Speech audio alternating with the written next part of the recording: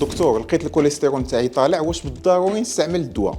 خصك تعرفي ان هنا الامور تختلف على حسب النسبه ديال الكوليسترول وعلى حسب الامراض اللي عندك. فمثلا اذا كان الكوليسترول طالع بزاف فهنا الريجيم بوحدو ما كافيش وخصك بالضروري تستعملي الدواء. الحاله الثانيه اذا كان عندك الكوليسترول وراثي فهنا تعياي ما ديري ريجيم راه ما تقديش الكوليسترول نتاعك وخصك بالضروري تستعملي الدواء. الحاله الثالثه اذا كان عندك السكري من النوع الثاني لمده طويله خصوصا الى عطى المضاعفات نتاعو، واذا كان عندك مجموعه من العوامل الخطوره بحال الطونسيون، الكوليسترول ولا الكارو، فهنا في هذه الحاله خصنا نقصوا الكوليسترول بواحد النسبه اللي كبيره باش ما تصابيش بامراض القلب ولا امراض الشرايين، وخصنا نستعملوا الدواء. الحاله الرابعه الا تصابيتي لا قدر الله بجلطات في الشرايين تاعك في القلب ولا في جهه اخرى، فهنا باش ما تعاودش الجلطات خصنا نستعملوا الدواء والريجيم. الحاله الاخيره والحاله اللي يمكن لك تستعملي فيها هي الريجيم بوحدو الا كان الكوليسترول طالع هي واحد شي شويه وما عندكش العوامل الخطوره، فهنا يمكننا نديروا الريجيم، ولكن الا ما تقدش الكوليسترول نستعملوا الدواء.